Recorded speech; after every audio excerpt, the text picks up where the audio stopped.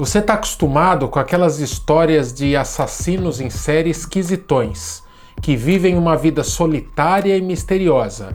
Mas e quando o assassino em questão tem uma família feliz, serviu ao país lutando batalhas em solo estrangeiro, tem uma profissão acima de qualquer suspeita e uma vida a serviço da igreja e da sociedade como um disfarce para esse lado mais sombrio e perverso? Hoje eu vou te mostrar a história de um cara que poderia ser o seu vizinho da porta ao lado, ou o pai de um amigo seu, e só foi preso depois de 30 anos porque cometeu um único deslize. A história do assassino BTK, hoje, depois da vinheta, na Liga.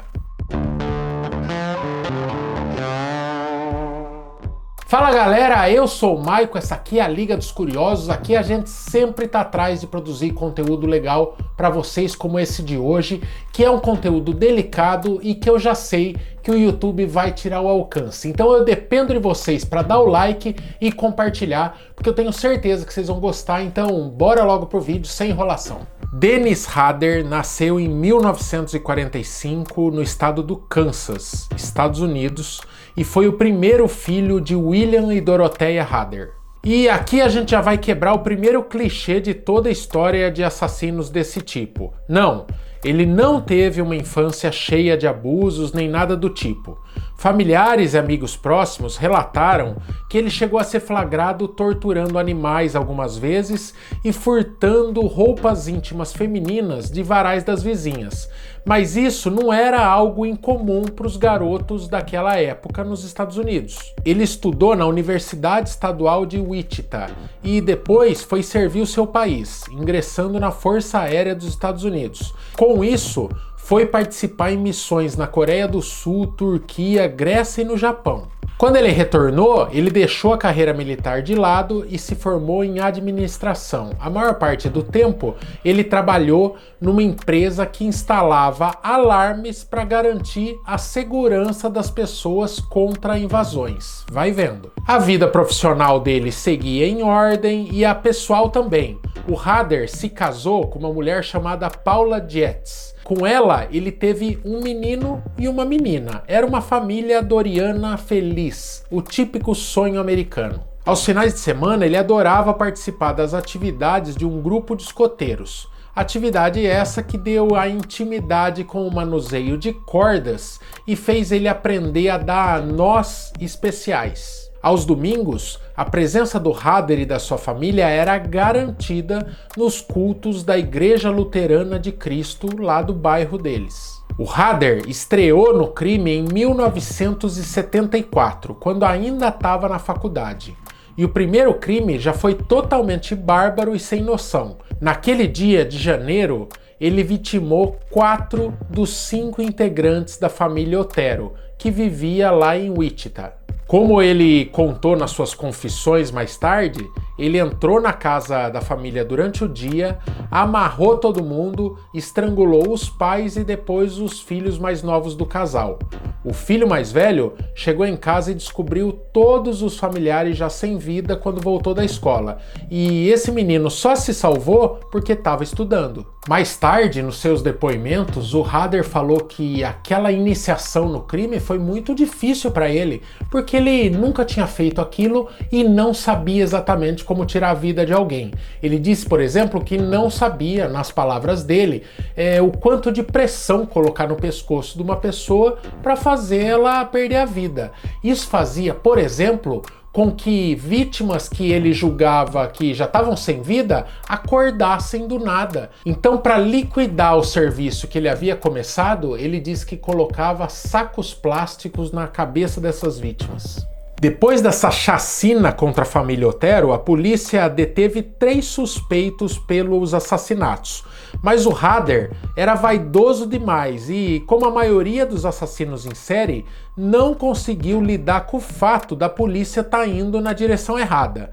Ele precisava de publicidade e resolveu escrever uma carta detalhando todo o crime e a colocou dentro de um livro que ele deixou numa biblioteca da cidade. Então o Hader deu essa dica para a imprensa sem revelar a sua identidade. E quando os jornalistas foram investigar essa pista, descobriram a carta e entregaram ela para a polícia. Estava começando ali uma caçada policial que só terminaria depois de 30 anos. Depois da família Otero, o Hader invadiu a casa da Catherine Bright, que também foi escolhida de forma totalmente aleatória. Ao entrar na casa da moça, ele acabou encontrando também o irmão dela, Kevin, que conseguiu sobreviver ao ataque e correu para pedir ajuda da polícia. Mas a sua irmã não teve a mesma sorte. A polícia, no entanto, não relacionou a autoria daquele novo crime à chacina na casa dos Otero. Foi só em 1978 que o Hader se comunicou com a mídia novamente e assumiu, naquela ocasião, a autoria de 7 homicídios até então. Além disso, ele descreveu para a imprensa um padrão para suas ações, que consistia em amarrar, torturar e matar. Do inglês Bind, Torture e Kill, formando assim a sigla BTK. E nessa carta ele ainda disse que, como todo assassino em série, essa era a marca dos seus crimes, uma espécie de assinatura para sua obra. Logo, ele não pretendia mudar a sua forma de atuar. Ele ainda sugeriu outros apelidos para a imprensa, para quando eles quisessem noticiar coisas a seu respeito. Ele sugeriu o estrangulador poético ou o asfixiador.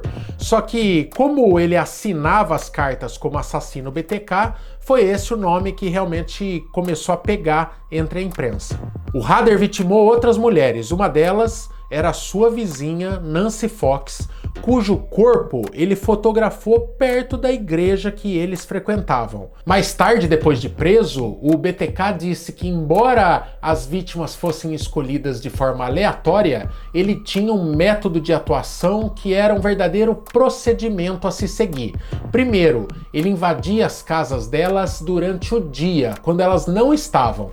Aí ele ficava escondido e só ia realmente dar o bote quando elas deitavam para dormir. Aí ele explicou que as asfixiava e deixava os corpos ainda amarrados para que eles fossem descobertos por outras pessoas, querendo assim aumentar o choque todo envolvendo aquela cena tenebrosa.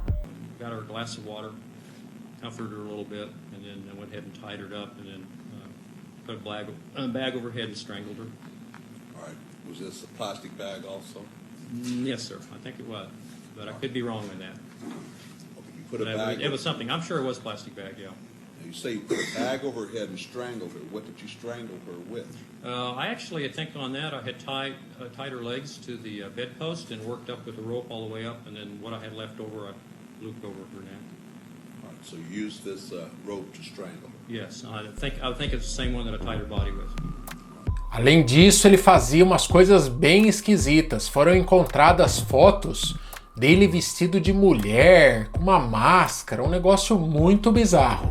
O Hader fez a última vítima em 1991 e depois disso parece que entrou no modo hibernação.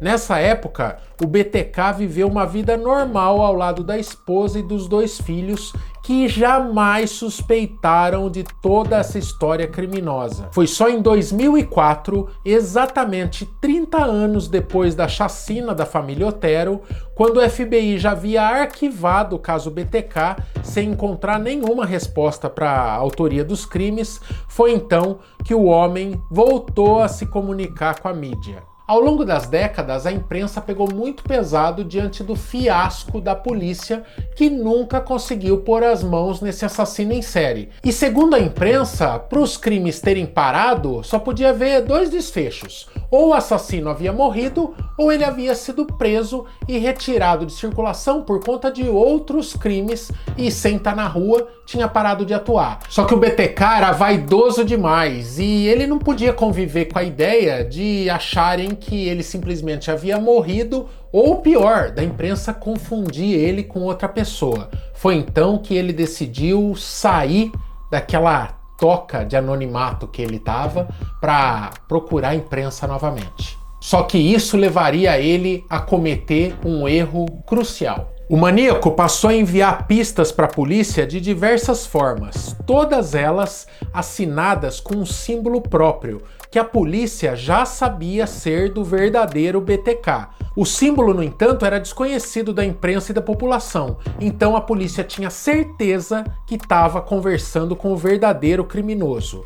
As pistas evoluíram tanto que em dezembro de 2004, uma pessoa encontrou uma caixa suspeita contendo uma boneca Barbie amarrada e artigos das vítimas reais do BTK. Um mês depois, a delegacia da cidade recebeu um cartão postal que levou os policiais a rastrearem uma caixa de cereal jogada num lixo. Nessa caixa havia uma pergunta escrita: posso me comunicar por um disquete e não ser rastreado até um computador? Sejam sinceros. A polícia assegurou ao criminoso que disquetes eram impossíveis de se rastrear, e foi aí que o BTK derrapou, quando mandou uma carta com um disquete para uma emissora de televisão. A polícia encontrou metadados incorporados num documento de Word que havia sido excluído, mas que o Hader nem tinha conhecimento desse arquivo, mas que ainda estava muqueado ali, escondido dentro do disquete. Esse metadado continha as palavras Igreja Luterana Cristo, e o documento foi marcado como modificado pela última vez por um usuário chamado Dennis. Uma busca na internet mostrou que havia um Dennis Hader que havia sido presidente de uma igreja luterana local. A polícia então obteve uma amostra genética da filha do Hader, a Carrie, e a submeteu a um teste de DNA. A amostra permitiu que o material genético da jovem fosse conectado com o do pai, que havia sido coletado em uma das cenas de crime do BTK. Foi assim que, finalmente, em 25 de fevereiro de 2005, o Dennis Hader foi parado numa operação de trânsito e preso pelas autoridades enquanto estava a caminho da sua casa. Ele não resistiu à prisão e disse aos policiais: "Vocês me pegaram." A impressão é que o Hader queria logo receber o mérito por toda a sua obra. Em março de 2005, Dennis Hader foi oficialmente acusado de 10 assassinatos e teve uma fiança fixada em 10 milhões de dólares. O criminoso se declarou culpado por todas as acusações e mais uma vez explicou detalhadamente o que havia feito com todas as suas vítimas, sem demonstrar nenhum tipo de arrependimento. A esposa do Hader conseguiu na justiça uma separação de emergência. A família toda, em choque, se afastou e acabou sumindo. Apenas a filha dele, a Carrie, manteve algum contato com o pai por meio de cartas e escreveu um livro contando como foi crescer sem saber que era filha de um psicopata. O Dennis Hader ainda está vivo e atualmente está preso na prisão de Eldorado, no Kansas. Ele foi condenado a 10 penas de prisão perpétua seguidas. Mas e aí, você conhecia a história do BTK? Gostou desse vídeo? Quer mais vídeos de assassinos seriais dessa forma? Então deixa o like para eu saber que vocês gostaram e compartilha, me ajuda a fazer esse vídeo ser visto por mais pessoas para toda essa pesquisa ter valido a pena, beleza? Esse vídeo fica aqui, mas tem um monte de material legal da Liga, confere, eu fico aqui, tchau!